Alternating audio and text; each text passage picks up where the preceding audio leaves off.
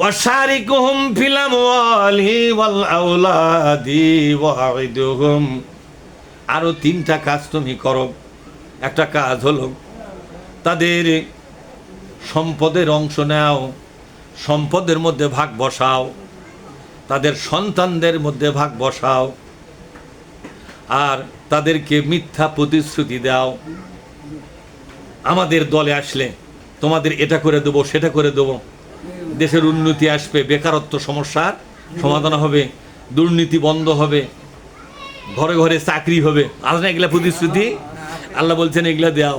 ওয়াইদুহুম, তাদেরকে মিথ্যা প্রতিশ্রুতি শোনাও।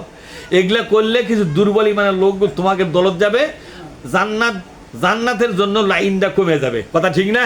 তাহলে ওই আসল লোক আর লোক অ্যাক্টেস চলতেছে ফিরতেছে, এগুলা আলাদা করা ছাড়া আর উপায়।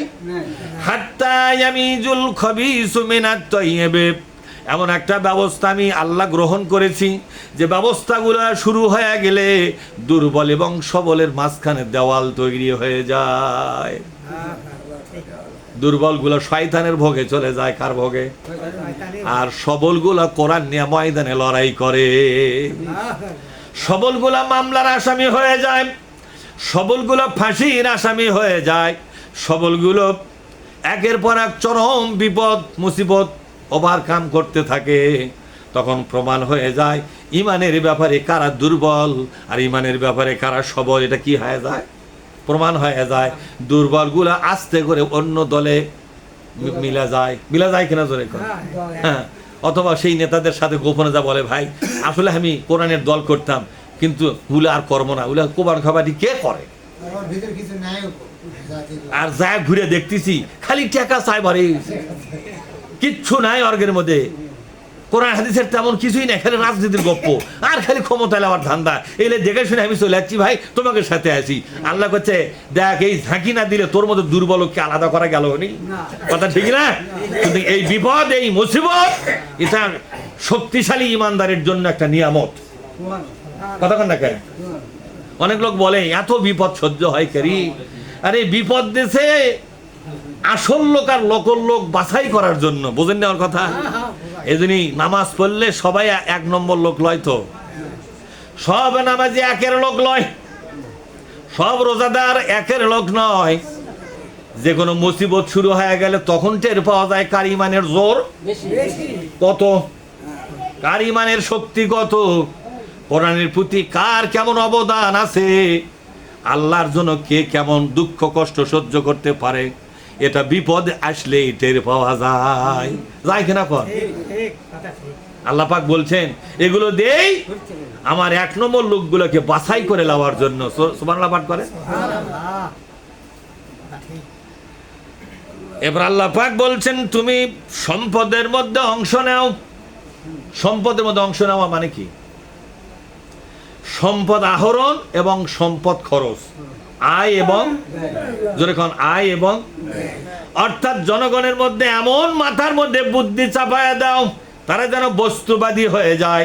কি হয়ে যায়? যখন পশ্চিমা পুঁজিবাদী হয়ে যায়, যে কোনো মূল্যে পুঁজি বাড়াতে হবে, তার সুদের মাধ্যমে হোক, ঘুষের মাধ্যমে হোক, জমির আল ঠেলা হোক, সম্পদ বাড়ান দেয় কথা। বোনের মাথায় বাড়ি দিয়ে বাপের সম্পদে ব্যামাক দখল করে হোক, যেভাবেই হোক সম্পদ আমাকে বাড়াতেই হবে। আমার ভেতর থেকে 1 ইঞ্চি সম্পদ কোথাও যেতে আমি দেব না। প্রয়োজন হলে কারবালার যুদ্ধ হবে, এরকম লোক আছে না নাই? কি সারা মুসলমান রে! আরে বাপ মরছে 10 বছর আগে, বল জমি লিবে যাচ্ছে, করছে কালকেই বাবা বললো আজকেই জমি লিবে যাচ্ছ, বলে কিনা জোরে খন? কেন 10 বছর তাক কালকে কয়? বোন আন করছে তুই যে 10 বছর ধরে চাষে খাচ্ছু, তা তুই জমি ফাঁকা থুসু? কথা কন না কে? তুই জমি যখন চাষা খাচ্ছ তা আমার ভাগের ডাবে হাওয়া চাষা খায়। করছে বোনের জমি লওয়া জায়েজ আছে, 2টা মুরগি দেবো হনি, 2টা হাঁস দেবো হনি, পাইলা খাস, আর 2টা শাড়ি দেবো হনি, চিরা খেতা বানাস, আর টাকা 2000 টাকা দেবো হনি, ছোলে ওখানে জলপাই কিনে খিলেস। শালা কিরকম সিটার ভাই! এরপরে যায় জমি 2 বিঘা লেখে লাওয়াই সারা। আল্লাহ পাক বলছেন ও শয়তান, সম্পদের মধ্যে ভাগ বসাও, তার মানে হলো মানুষের সম্পদ বাড়াবার জন্য তোমার পক্ষ থেকে বুদ্ধি দিয়ে দিয়ে মস্তিষ্কগুলো নষ্ট করে দাও। তখন সম্পদের আয় এবং সম্পদের ব্যয়, বলেন সম্পদের আয় অর্থাৎ আয় এবং ব্যয়, এটা হলো ইবাদতের 80%। কত পার্সেন্টেজ? এটা আজ থেকে মনে রাখবেন, আয় এবং ব্যয় এটা ইবাদতের কয় পার্সেন্ট? অর্থনীতি যাকে বলা হয়, কি বলা হয়? অর্থনীতি বলা হয়। দেখেন আল্লাহর দেওয়া অর্থনীতির সূত্র দেখছেন কিরকম? আল্লাহ কি বলছেন? কুলু ওয়াশরাবু ওয়ালা তুসরিফু, তোমরা খাও, পরিমিত খাও এবং পান করো। ওয়ালা তুসরিফু, অপচয় করো না, অর্থাৎ খরচের বাড়াবাড়ি করো না। কে বলছেন এটা? আবার এক জায়গায় বলছেন আহাল্লাল্লাহুল বাইয়া ওয়া হারামার রিবা, সুদভিত্তিক ব্যবস্থাপনা হারাম এবং ব্যবসা করা হালাল। যারা সুদের সঙ্গে জড়িয়ে পড়ল, আল্লাহ এবং রসুলের সাথে তার সম্পর্ক ছিন্ন হয়ে গেল। আল্লাহর দেওয়া অর্থনীতির বাজেট পেশ করেছে আল্লাহ পাক নিজেই কোরআনে। তোমরা বলবেন না? কোরআনে কিন্তু আল্লাহ পাক একটা রাষ্ট্র চালাবার বাজেট পেশ করেছেন বিভিন্ন সূরা। হয়তো হুজুর এক সূরাত না, সূরা মাউনের মধ্যে কিছু বাজেট পেশ করা আছে। কোন সূরার মধ্যে? কোন সূরা মাউনের মধ্যে বাজেট পেশ করা আছে। সূরা বাকারার মধ্যে একটা রাষ্ট্র চালাবার জন্য অর্থনীতির বাজেট পেশ করা আছে। গোটা কোরআনে অসংখ্য সূরার মধ্যে আল্লাহ পাক অর্থনীতির বাজেট পেশ করেছেন। যেমন একটা সূরায় আল্লাহ বলেছেন কাইলা ইয়াকুনা দুলাতাম বাইনাল আগনিয়া মিনকুম। কোন আল্লাহু আকবার। আল্লাহ পাক অর্থনীতির বাজেট পেশ করতে গিয়ে বলেন দেশের সম্পদ এক শুধু পুঁজিপতিদের হাতে যেন না থাকে, এটা যেন সার্কেলিং হয়ে সমস্ত সম্পদ যেন গোটা জাতির মধ্যে দৌড়ায়। কোনো শীতল মানি যেন না থাকে, সমস্ত টাকাগুলো যেন সকলের মধ্যে কি হয়? বন্টন হয়ে যায়। কেমনে হবে? আকিমুস সালাত ওয়া আতুজ যাকাত, বলেন আকিমুস সালাত ওয়া আতুজ যাকাত, তোমার জমানো টাকার 2.5% টাকা গরিবের মধ্যে দিয়ে দাও। এই তো সম্পদ যাওয়া শুরু হলো। আর রাসূলুল্লাহ বলছেন 1 ইঞ্চি জায়গা যদি পাও সেখানে একটা গাছ লাগাও, জমিনটাকে উৎপাদনমুখী করে ফেলো। বলেন তো অর্থনীতির বিধানগুলো করা আছে কিনা? হ্যাঁ। অফি আমওয়ালিহিম, বলেন অফি আমওয়ালিহিম হাক্কুল লিসাইলি ওয়াল মাহরুম। কোন আল্লাহু আকবার। সম্পদ যাদের আছে তাদের সম্পদের ভিতরে যারা বঞ্চিত, যারা দরিদ্র জনগোষ্ঠী, তাদের একটা হক আছে। অর্থাৎ দরিদ্রদের কাছ থেকে সম্পদ তোমরা নিও না, ধনীদের কাছ থেকে সম্পদ নিয়ে দরিদ্রদের মধ্যে বিলি বন্টন করে দাও। তারপরে অর্থনীতি আর একটা বাজেট পেশ করছেন কিভাবে দেখেন আল্লাহ। আমি তো কোরআনের তেমন ভালো একটা বুঝি না, যতটুকু বুঝি তাই। আর যারা স্কলার কোরআনের তাদেরকে যদি বলেন গোটা কোরআনটা অর্থনীতির বাজেট দিয়ে ভরা।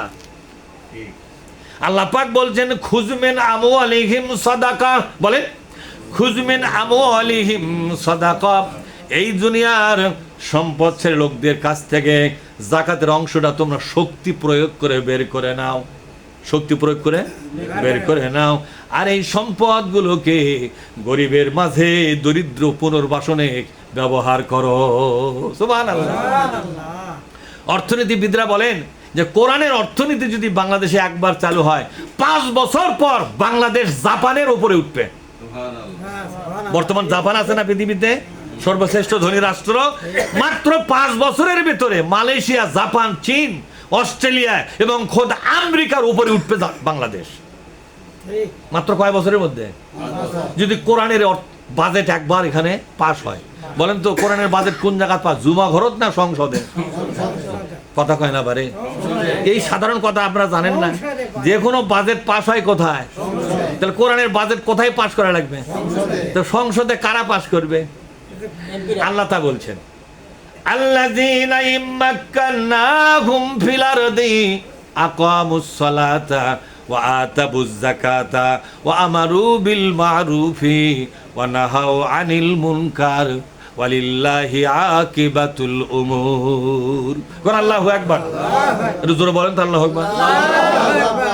এই যে বশীকরণ লোক জোরে কত আল্লাহু আকবার। যারা ক্ষমতায় যাবে ইসলামী দল যদি কোনোদিন ক্ষমতায় যায় 4টা কাজ করবে, কয়টা? তাহলে ইসলামী দল ক্ষমতায় যাওয়া এই ফায়সালা কে করে দিয়েছে?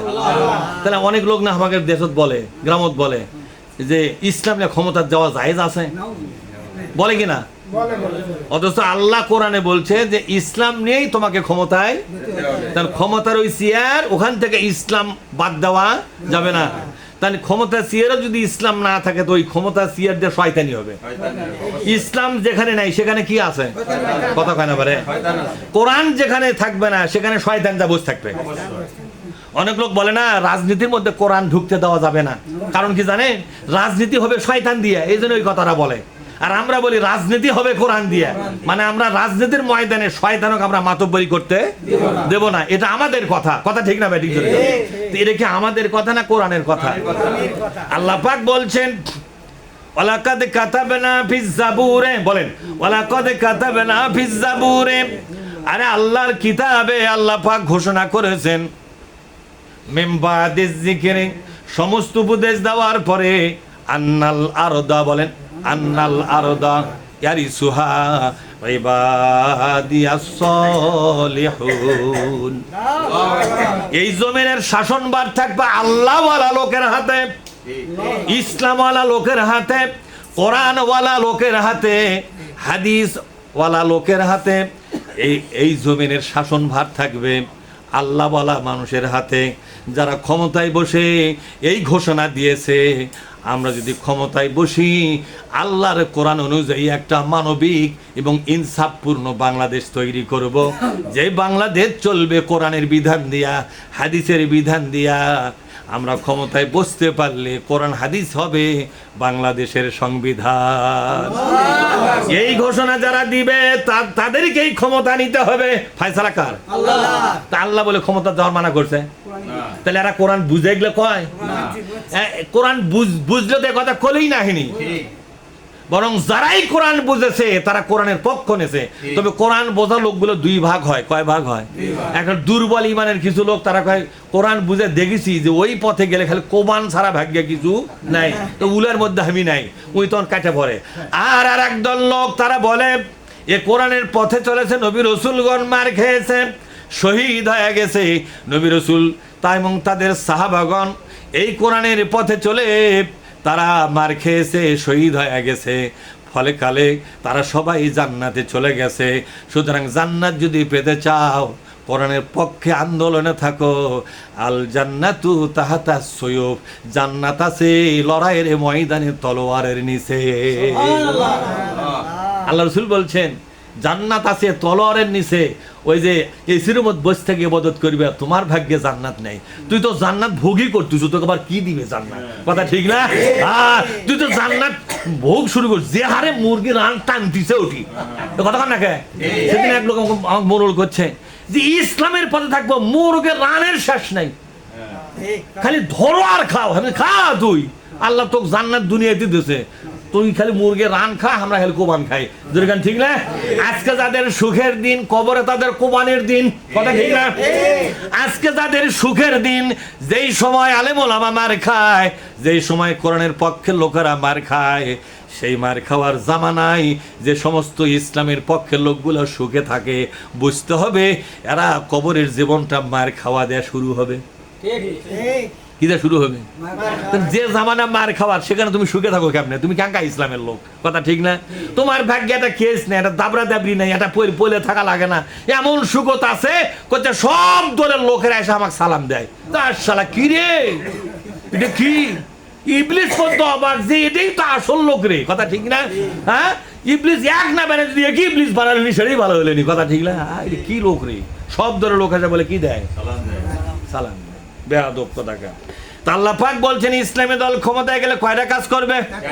একটা হলো নামাজ কায়েম করবে, সরকারিভাবে আইন জারি করে দিবে, বয়সপ্রাপ্ত সকলকেই মসজিদে যাওয়া লাগবে আজানের সাথে সাথে, যারা যাবে না তাদের শাস্তি হবে, জরিমানা হবে, এ আইন চালু হয়ে যাবে, যাকাত ভিত্তিক অর্থনীতি চালু হবে, আল্লাহর কোরআনের বিধানগুলো ধীরে ধীরে একসাথে হবে না, কিন্তু কি হবে? ধীরে ধীরে চালু হবে, এবং আল্লাহর কোরআন বিরোধী আইনগুলোকে একের পর এক দেশ থেকে বিদায় করে দেওয়া হবে। আর এটা করবে মানুষেরা শুধু আল্লাহর কাছে সওয়াবের আশায়, আল্লাহর কাছে বিনিময় পাওয়ার আশায়। সুবহানাল্লাহ বলবেন না? তাই আল্লাহ পাক বলছেন, বান্দা শোনো শোনো, ও শয়তান তুমি তাদের সম্পদের মধ্যে ভাগ বসাও। তার মানে হলো ওদেরকে আয় করাও, অন্যায় পথে অবৈধ পথে আয় করাবা, সুদের মাধ্যমে আয় করবে, ওজনে কম দিয়ে আয় করবে, খাদ্যে ভেজাল দিয়ে আয় করবে, জালিয়াতি করে আয় করবে, চাকরি দেওয়ার নাম করে চাঁদাবাজি করবে, ঘুষ খাবে আয় করবে। এলা মাথার বুদ্ধি দিয়ে দিয়া এই দুনিয়ার পুঁজিপতি বানাও। এটাই হলো শয়তান হোক ভাগ দেওয়া। মনে হচ্ছে এই সম্পদের মালিক শয়তান আর আপনি তার কর্মচারী, কথা ঠিক না? আল্লাহ বলছে এইভাবে বুদ্ধি দিয়ে দিয়ে ওদের সম্পদের মালিক তুমি হও আর তোমার কর্মচারী হয়ে থাক, কারণ তোমাকে আর ওই লোককে আমি একসাথে দোজখ দেবো, সেই বুদ্ধি আমি করে বসে আসি। নাউজুবিল্লাহ পাঠ করেন। এখন বলেন তো, শয়তানের বুদ্ধিতে সম্পদ বাড়াবেন না কোরআনের ফর্মুলায় সম্পদ বাড়াবেন? যদি কোরআনের ফর্মুলায় সম্পদ বাড়ান, সেই সম্পদ বাড়তেও পারে নাও পারে, কথা ঠিক না? বাড়লে বাড়বে, না বাড়লে হযরত ওসমান রাদিয়াল্লাহু তাআলা আনহু ক্ষমতায় যাওয়ার আগে বিরাট সম্পদ, বিরাট পুঁজিপতি, বিরাট ব্যবসায়ী। যখন ক্ষমতায় গেলেন তার চামড়া এমনকি তার পেটের চর্বি পর্যন্ত শুকিয়ে কাঠ হয়ে গেল। চিন্তা করতে করতে সম্পদ যা ছিল সমস্ত সম্পদের 4 ভাগের 3 ভাগ শেষ হয়ে গেল। যখন রাষ্ট্রীয় সম্পদ দিয়ে কুল পায়নি, নিজের সম্পদ দিচ্ছে, কি করবে এখন? মানে ইসলামীর রাষ্ট্র ক্ষমতায়, ইসলামী নেতারা ক্ষমতায় বসলে সম্পদ যা থাকে তার সাথে কি হয়ে যায়? কমে যায়। কি কথা কন দেখায়? তার সাথে কি হয়? নিজেরটা কমে যায় আর রাষ্ট্রীয় সম্পদ বেড়ে যায়। আর ইসলামী নেতা ছাড়া অন্য নেতারা যখন ক্ষমতায় বসে, রাষ্ট্রীয় সম্পদ কমে যায়, তাদের নিজের সম্পদ বেড়ে যায়। সম্পূর্ণ উল্টা পাল্টা না? পাল্টা উল্টা কোনটা? উল্টা পাল্টা, পাল্টা উল্টা। এখন আপনারা কি করবেন? কোন দিকে থাকবেন?